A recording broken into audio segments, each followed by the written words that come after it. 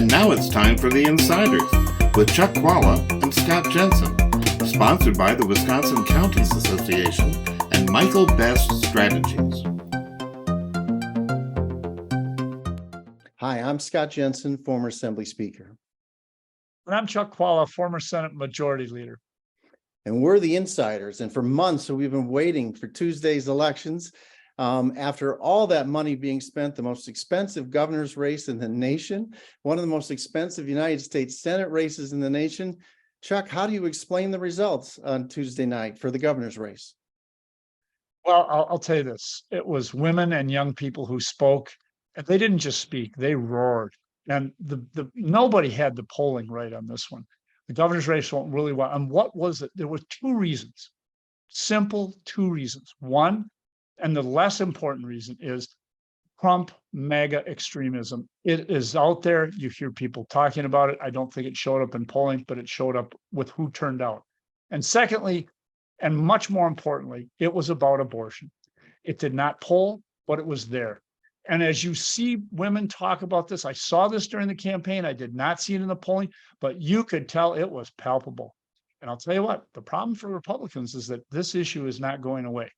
But it wasn't the only race. So, Scott, what did you think of the Johnson-Mandela-Barnes race? Well, I thought in the Johnson-Barnes race, I was not surprised by the results. I was surprised by how close the margin was. Both candidates, as a result of hundreds of millions of dollars in advertising, had made each other unlikable.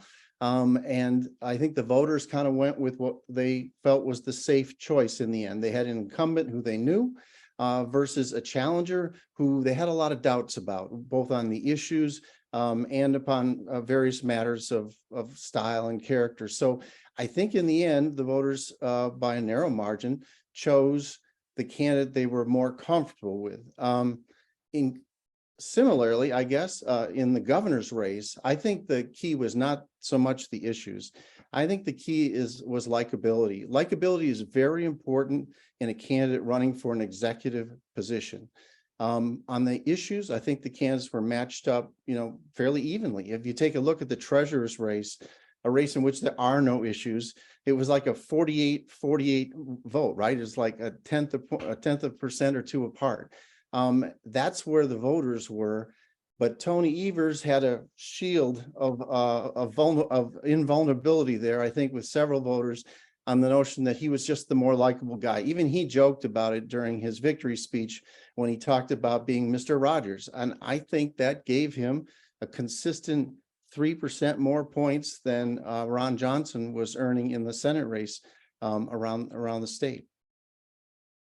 I don't disagree that likability can often be a thing, but it usually shows up in the polling before you get to the election. I think there was something different going on here. I think it was the abortion issue, which was not coming out in the polling for whatever reason. I think there are a number of reasons why I felt that was the case. With regard to the Johnson-Barnes race, obviously about a 4% difference between what was happening in the governor's race.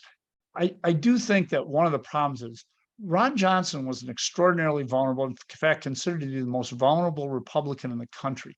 He was a target-rich environment, had said things like, well, I'm not sure that we should do Social Security permanently. Let's make it every few years.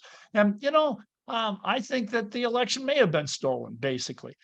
That kind of environment, Democrats should have been able to do better. The problem was he went up against someone who was a remarkably target-rich environment. And that made it very difficult for Democrats to be able to take what should have been a seat that should have been taken. And I think that you saw it in a variety of ways. There are issues that Democrats, in my view, don't believe in, but somehow were able to get mixed up with what the Republicans were saying about Mandela-Barnes with defund the police and things of that nature. And I think those things were really harmful to what should have been a successful opportunity here to win. But at the end of the day, the number of votes involved, it's less than 1%. So it was a tight race. It's another Wisconsin landslide, people winning by 1%, more than 1%. That's clearly what it is. This state is evenly divided between Republicans and Democrats. And we saw that again on this Tuesday. We'll see you next time.